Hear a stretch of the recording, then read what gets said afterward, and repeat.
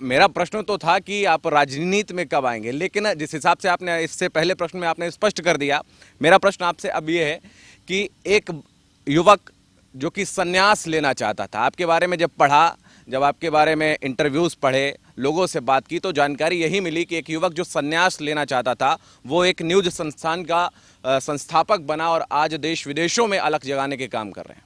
मैं ये 1996 की बात है और मैं मेरे गुरुजी जनार्दन स्वामी जी के 8वें पुण्य स्मरण पर एक बहुत बड़ा कार्यक्रम करना है ऐसा हमने सोचा था। मैं कभी छोटा नहीं सोचता, मैं बड़ा ही सोचता हूँ। तो उनके पुण्यतिथि पर हमने कहा कि कम से कम जो पुण्यतिथि 8वीं है तो 8 लाख लोगों का कार्यक्रम करेंगे और इतना बड़ा कार्यक्रम उस संस्थान ने कभी किया नहीं था। तो उसके लिए क्या करना चाहिए? तो मेरा कॉलेज लाइफ खत्म हुआ था और मेरे पास या तो पॉलिटिक्स या दूसरी तरफ जाने का रास्ता था। तो मैंने सोचा कि आध्यात्मिक क्षेत्र में जहां लोग खुद का पुण्य कमाने के लिए, खुद की समस्याएं दूर करने के लिए तो जाते हैं, लेकिन उसी धर्म और उसी आध्यात्म से जिससे वो अपना फायदा चाहते हैं उसकी रक्षा के लिए आगे नहीं आते। इसलिए धार्मिक क्षेत्र में जाके काम करेंगे।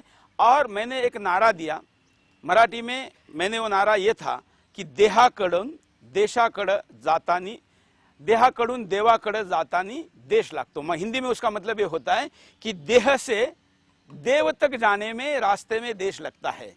ये मैंने नारा दिया था और उसमें मैंने आग्रह क्या किया सारे धार्मिक संस्थानों को कि धार्मिक मंदिर में आप जाइए, आरती होने के बाद सारे नारे दिए जाते, सारे भगवानों के। मैंने कहा कि इसके साथ भारत माता का नारा जोड़िए। ये मैंने 95-4 में आंदोलन चालू किया और उसके बाद ये महाराष्ट्र में पूरी जगह चलाया, उत्तर में भी काफ़ी जगह चलाया और आध्यात्मिक क्षेत्र में गया। तो तब संन्यास लेने की बात आई थी उसके समाप्ति के दिन, लेकिन मेरे गुरुजी ने कहा कि सुरेश आपको दूसरा काम करना है। तो फिर हमने कहा ठीक है, नहीं लेते। उसके बाद शादी हो गई, लेकिन मन से इच्छा कभी गई नहीं। उसके बाद एक भागवत कथा थी, हमारे देश के बड़े संत हैं, नाम लेके ही बताता हूँ, अवधेशानंद जी, जो कि आचार्य महामंडलेश्वरी जुने अखाड़े के।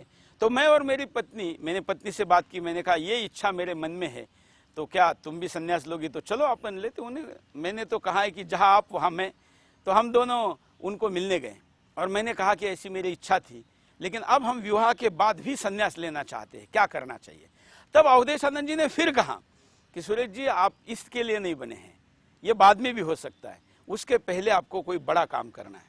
तो मैंने कहा क्या काम करना है? बोले वो अपने आप सही समय पे बताएगा। तो मैंने कहा ठीक है, फिर रह गया। और उसके बाद 3-4 महीने में ही मैंने मीडिया में जाने का निर्णय किया और आज मीडिया में हूँ।